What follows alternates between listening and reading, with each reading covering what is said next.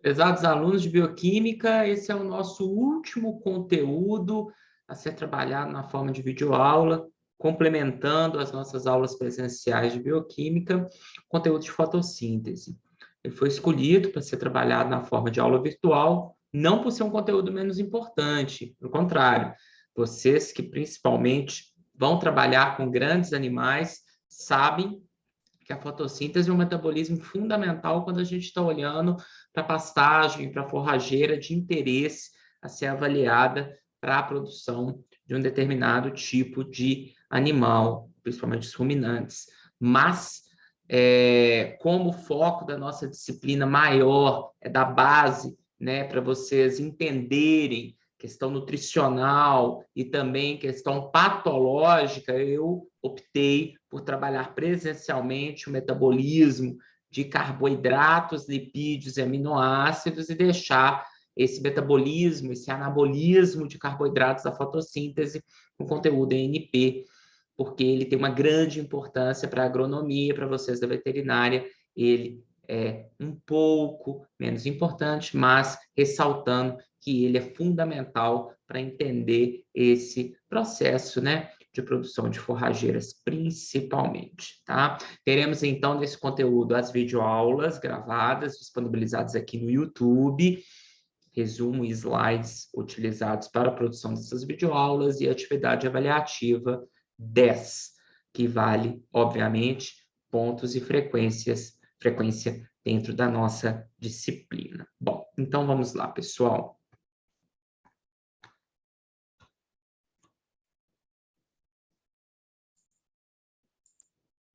Bom, quando a gente pensa em fotossíntese, portanto, a gente está pensando de um mecanismo que está transformando a energia luminosa em energia química. De certa forma, então, a gente pode dizer que a fotossíntese ela pega a energia luminosa capturada por moléculas conhecidas como pigmentos, e nesse caso o principal pigmento é a clorofila, e essa energia luminosa ela é utilizada, portanto, dentro da planta para gerar elétrons de alta energia e com um grande potencial de redução, que são usados para a produção de NADPH e ATP.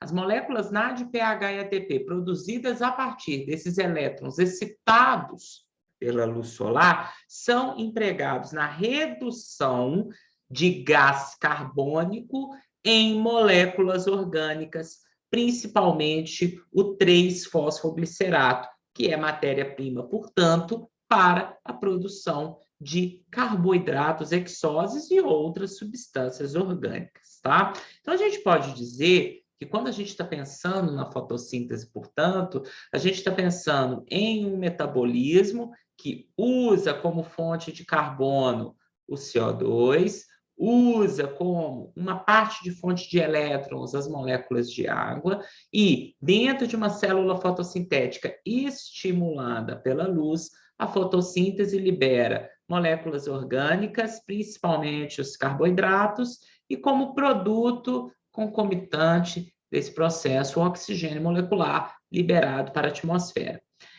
É interessante a gente fazer essa ponte, por quê? A fotossíntese, portanto, é a fonte essencial de todos os compostos orgânicos necessários para as células heterotróficas e também a fonte de todo o oxigênio também necessário para o catabolismo aeróbico, que é aquele metabolismo básico que a gente tem estudado desde quando a gente voltou às aulas presenciais, a base do metabolismo das moléculas orgânicas energéticas. Então, a gente está falando aí da via glicolítica, do ciclo do ácido cítrico e a fosforilação oxidativa. Esse trio, no qual outros metabolismos acabam entregando intermediários, no caso da beta-oxidação, que degrada os ácidos graxos em acetil-CoA, que entra no ciclo do ácido cítrico, todo esse metabolismo central de catabolismo das moléculas orgânicas para a produção de energia acaba dependendo, obviamente, do oxigênio, que é um produto colateral da fotossíntese. Portanto, as células heterotróficas que dependem do catabolismo aeróbico para sobreviver, dependem, obviamente, da fotossíntese das células fotossintéticas. E quem são esses organismos que têm células heterotróficas dependentes de catabolismo aeróbico. O catabolismo depende de oxigênio. Basicamente, todos os animais, os protistas, boa parte dos fungos, quando não tem a capacidade fermentativa, e também as próprias plantas, né?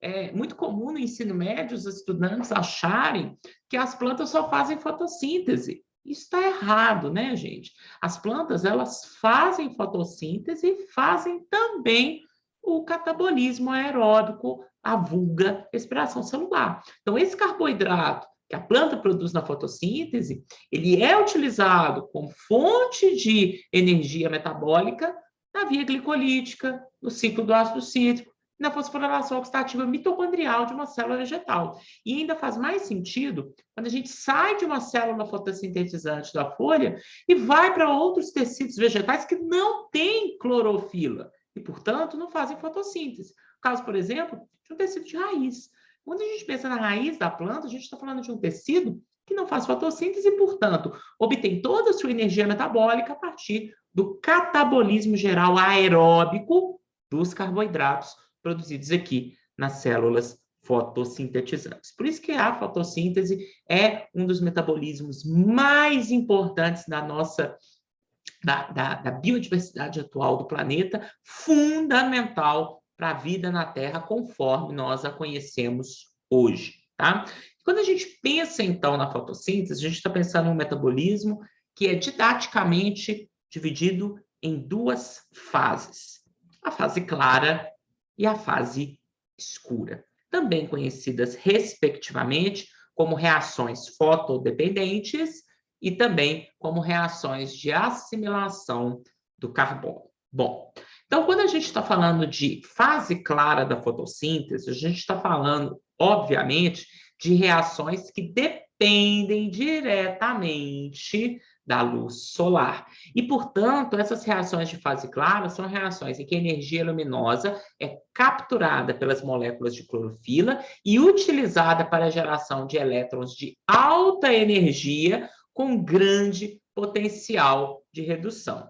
Esses elétrons de alta energia são utilizados, portanto, para a produção de duas moléculas, as moléculas de NADPH e a molécula de ATP.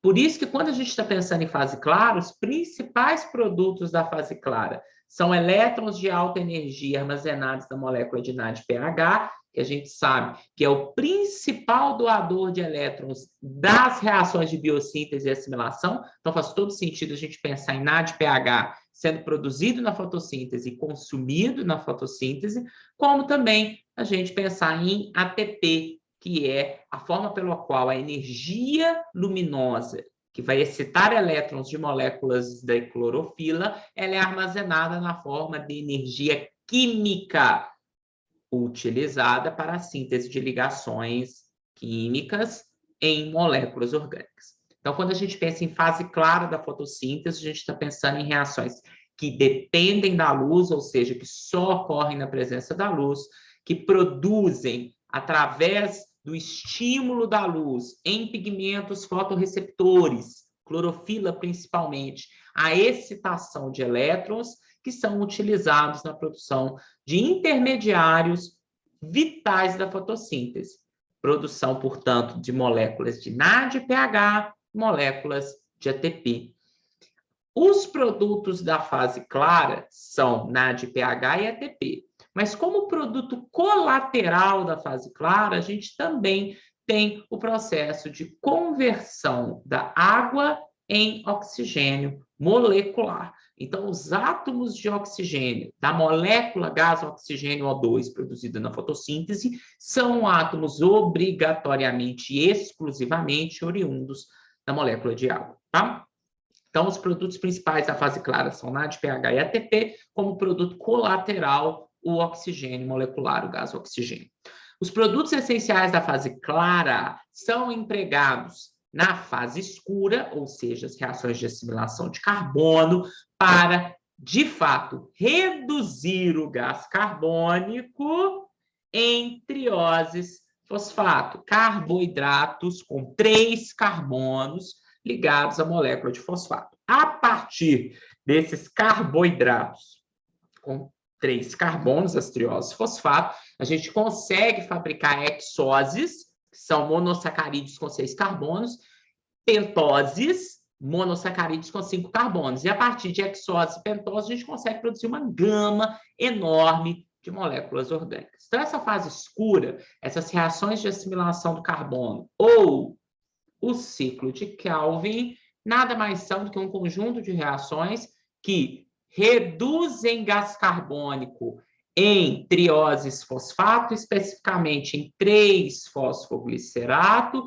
utilizando como para isso o poder redutor dos elétrons que estão no NADPH e energia química armazenada na molécula de ATP. Portanto, é fundamental a gente perceber que, mesmo que as reações da fase escura, do ciclo de Kelvin, não dependam da presença obrigatória da energia luminosa, o ciclo de Calvin só ocorre quando os produtos da fase clara estão disponíveis, que só o estarão na presença da luz. Por isso que a fotossíntese como um todo é, de fato, um metabolismo que depende da luz. Portanto, para resumir, a gente pode dizer, então, que a energia luminosa na fase clara é capturada por moléculas de pigmento, principalmente as clorofilas, e é utilizada para a geração de elétrons de alta energia com grande potencial de redução, que são, obviamente, empregados na produção das moléculas de NADPH e ATP.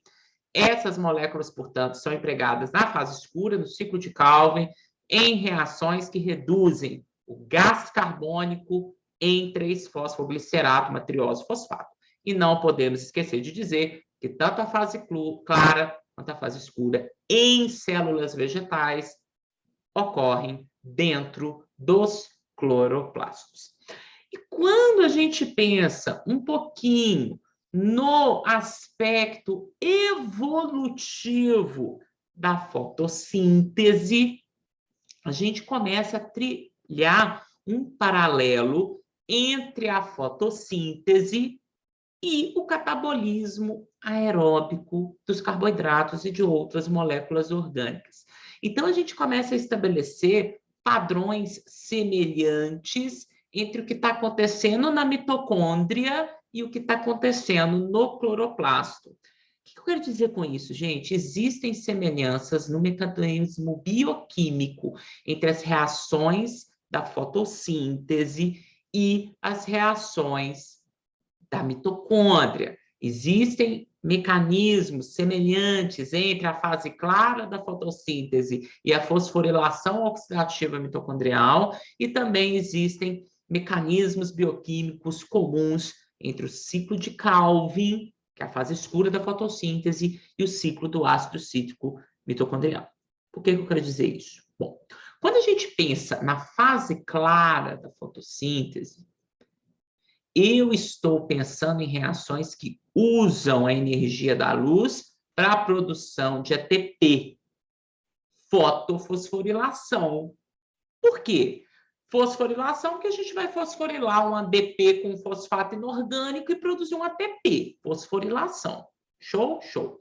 Só que a energia que é utilizada para essa fosforilação vem da luz. Por isso que essa reação da fase clara, que produz ATP usando a energia da luz, se chama fotofosforilação. Nessa etapa da fase clara da fotossíntese, a fotofosforilação, elétrons também de alta energia são empregados na produção de moléculas com alto poder redutor, o nosso famoso NADPH. Bom, quando a gente pensa em fosforilação oxidativa mitocondrial, elétrons de alta energia armazenados na molécula de NADH são empregados em uma cadeia de transporte de elétrons localizada na membrana mitocondrial interna, e a energia do fluxo desses elétrons ao longo dessa cadeia de transporte é empregada na síntese de ATP. Então, vejam que o mecanismo é semelhante. Fluxo de elétrons produzindo ATP. Óbvio que a origem desses elétrons é diferente. Enquanto que na fosforilação oxidativa, esses elétrons, em primeira instância, vieram lá de uma molécula orgânica como a glicose, que está sendo oxidada, aqui na fotossíntese, esses elétrons vêm de moléculas de pigmento que foram excitadas com a energia da luz solar. Mas o mecanismo de produção de ATP é semelhante, pois ele usa a energia do fluxo de elétrons em uma cadeia de transporte de elétrons dentro de uma organela.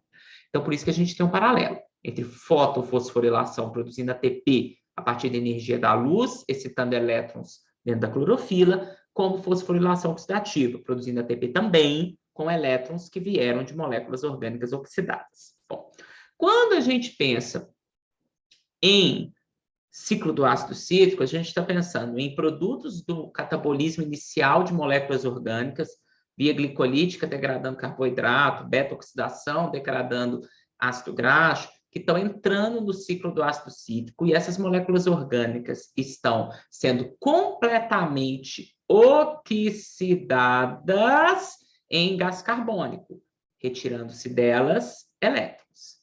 Quando a gente pensa no ciclo de Calvin na fotossíntese, a gente está pensando, então, em elétrons que estão em moléculas de NADPH, que vieram de pigmento fotossintetizante excitado pela luz, que estão sendo empregados na redução, ao contrário, redução de gás carbônico em moléculas orgânicas.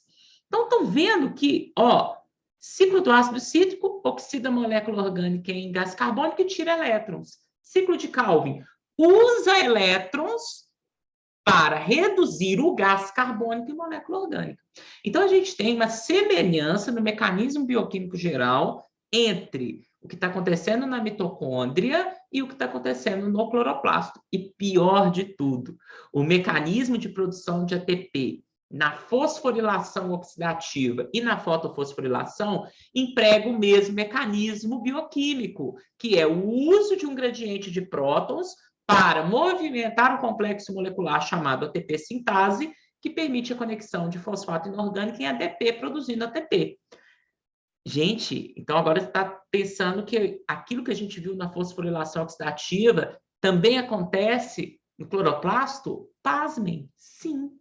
Aquilo que a gente viu, o fluxo de elétrons da matriz mitocondrial para o espaço intermembrana, que era um fluxo de prótons, perdão, dizendo, que ia da matriz para o espaço intermembrana, produzido, né, pela passagem dos elétrons lá no complexo 1, 2, 3 e 4 da cadeia respiratória, esse fluxo de elétrons, de prótons, também acontece no cloroplasto. Só que esses elétrons, daqui a pouco a gente vai ver por quê, eles saem do estroma e vão para o lúmen do tilacoide. Quando se cria esse gradiente eletromotriz com uma alta concentração de prótons no lúmen do tilacoide ou no espaço intermembrana da mitocôndria, esse gradiente de prótons, ele volta pela ATP sintase, permitindo a síntese de ATP. Então, tanto na fosforilação oxidativa quanto na fotofosforilação, o ATP é sintetizado utilizando como fonte de energia o movimento de prótons a favor do seu gradiente de concentração. Prótons estes que têm gradiente de concentração gerado por bombas de prótons que movimentam os prótons entre dois compartimentos separados por uma membrana.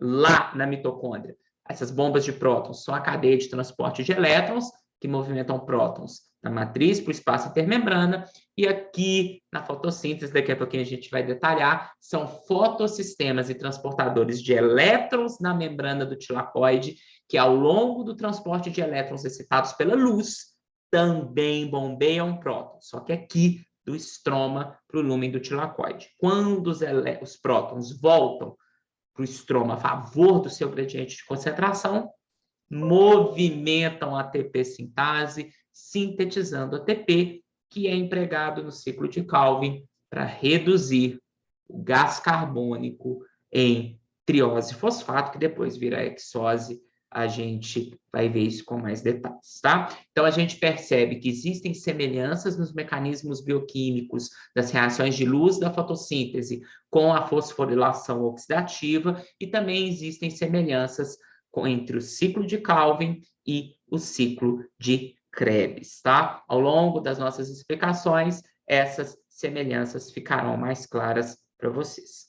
E não podemos deixar de lembrar, acredito que vocês viram isso em citologia, mas não é ruim a gente revisar que o cloroplasto, ele também é uma organela que tem duas membranas, então ele tem uma membrana externa e interna, ele é preenchido internamente por uma matriz gelatinosa, rica em substâncias orgânicas, água e enzimas, conhecida como estroma, e existem estruturas em forma de discos ou moedas, conhecidas como tilacoide, que preenchem, que estão mergulhadas nesse estroma. Os tilacoides, eles formam estruturas de pilha que se chamam grana. Então, a pilha de tilacoides, ela se chama grana, e essas granas se interconectam umas às outras.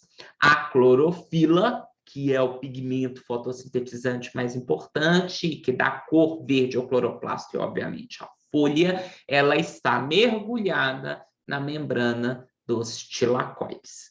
A gente didaticamente diz que as etapas fotoquímicas fotodependentes ou fase clara ocorrem nos tilacoides.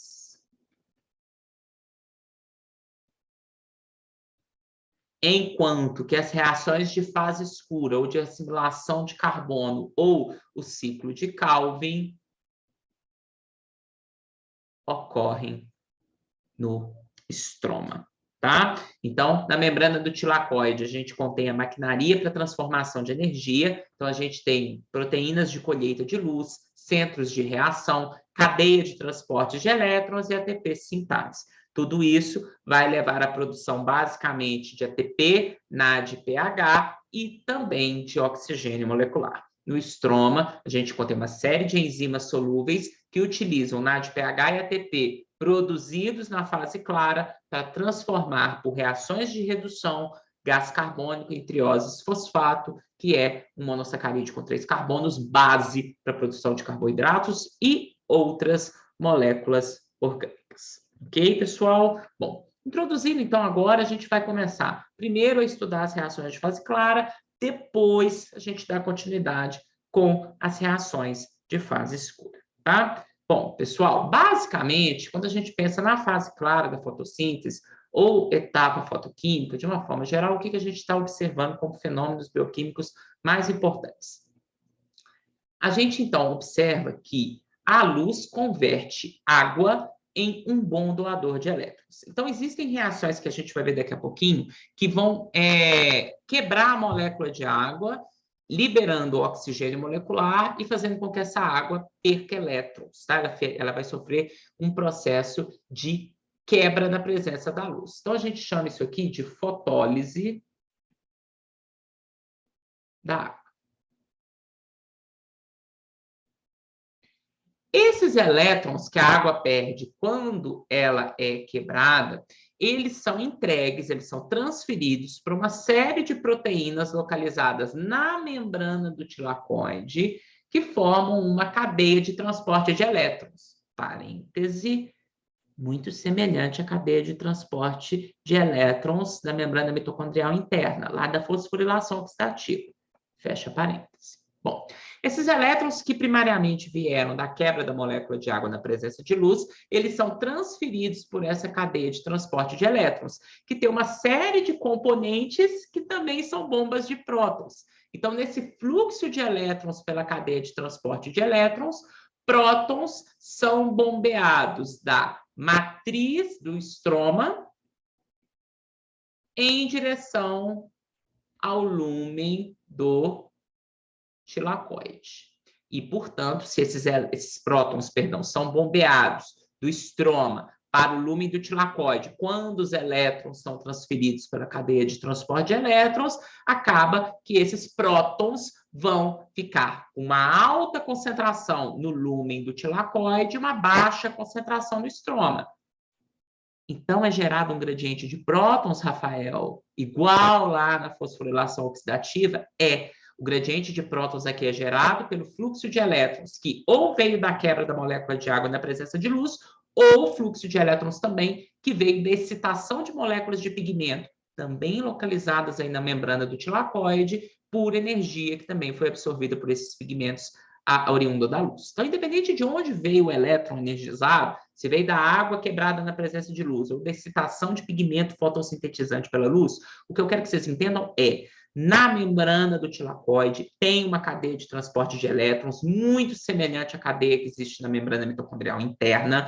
O fluxo de elétrons energizados por essa cadeia vai permitir com que componentes da cadeia que funcionam como bombas de prótons bombeiem prótons do estroma para o lúmen do tilacoide. E esses elétrons, quando chegam no final dessa cadeia de transporte de elétrons, podem ser entregues para um aceptor final de elétrons, que aqui não é o oxigênio, é um NADP+. Lembrem-se que o NADP+, é um carreador de elétrons de metabolismos anaeróbicos de metabolismos anabólicos de biossíntese. Então, o NADP+, quando recebe elétrons que vem da cadeia de transporte de elétrons do tilacoide, ele se transforma em NADPH, que vai levar esses elétrons para outras reações de biossíntese que vão ocorrer no estroma, fase escura, ciclo de Calvin, ok? Então, carreadores de elétrons vão bombear prótons do estroma para dentro do tilacoide ao longo desse fluxo de elétrons que veio dos pigmentos fotossintetizantes ou da água em fotólise em direção ao NADP+. Portanto, a energia do fluxo de elétrons ao longo da cadeia de transporte de elétrons na membrana do tilacoide, ela vai ser armazenada e transformada em potencial eletroquímico. Potencial eletroquímico baseado em gradiente de concentração de prótons, gradiente de pH, força protomotriz.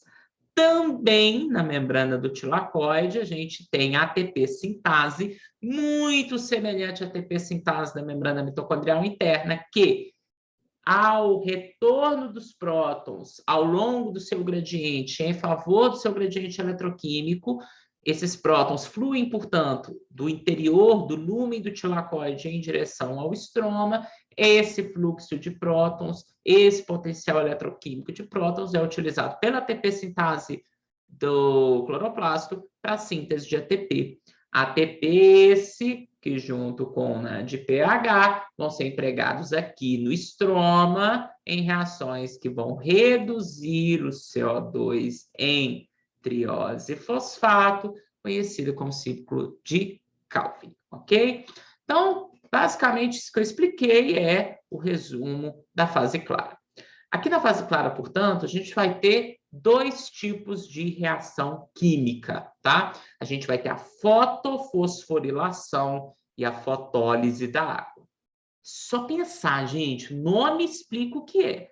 Fotólise da água, lise quebra, fotoluz, quebra da água na presença da luz.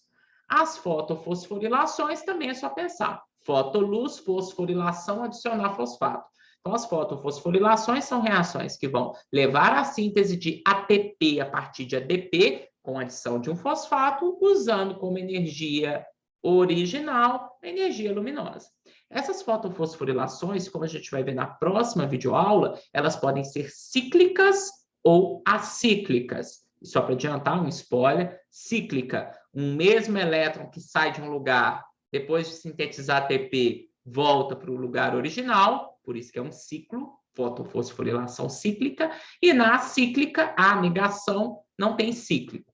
Então, um elétron que é excitado pela luz não volta para o local de origem, ele vai para outro local, tá bom? Os produtos da fase clara, essas três reações químicas, as duas fotofosforilações, cíclica ou acíclica, e da fotólise da água, os produtos são ATP e NADPH, base das reações do ciclo de Calvin da fase escura. E a fase clara, como o próprio nome diz, somente ocorre na presença da luz, tá? É fundamental que a gente revise o espectro eletromagnético, né? A gente precisa relembrar que esse espectro eletromagnético, ele é formado por onda que tem duas características principais que a define, um comprimento de onda e uma frequência, tá? Então, quando a gente pega o espectro eletromagnético e decompõe esse espectro eletromagnético e a gente vai lá na radiação solar, né, na luz branca, e decompõe essa radiação, essa luz branca, a gente percebe que a luz solar, a luz branca, ela é composta por vários comprimentos de onda que apresentam comprimentos de onda que variam de 400 nanômetros a 700 nanômetros. Então, a gente lá no ultravioleta, perdão, no violeta, né? Que é quase ultra, né? A gente está com comprimentos de onda muito pequenos e frequência da onda muito alta, e no outro ponto do espectro eletromagnético da luz visível, que é a ponta do vermelho, a gente já tem ondas com comprimento de onda muito grande, maior, né, no caso, 700 nanômetros, e uma frequência muito mais baixa, tá? Então, a gente tem a decomposição do espectro eletromagnético nessas várias cores. E lembrando que se a gente está falando de fotossíntese, especificamente agora a gente está falando de reações de fase clara, a gente está falando de reações que vão converter a energia transportada na luz em uma energia química armazenada em ligações químicas nas moléculas, tá? E, obviamente, quem vai fazer esse meio de campo é uma substância que tem a capacidade de captar energia da luz e transformar essa energia armazenada na luz em energia química, armazenada em ligações químicas nas moléculas orgânicas. Quem faz esse milagre? A clorofila. Na próxima videoaula, a gente continua falando de fase clara, especificamente falando desse pigmento e como que ele consegue fazer essa conversão da energia que está sendo transportada em uma onda, luz branca, em energia química armazenada em ligação química de molécula orgânica. Já, na próxima videoaula, vocês vão ver um pouco da resposta para essa pergunta, para esse processo. Não deixem de assistir. Até a segunda videoaula de fotossíntese.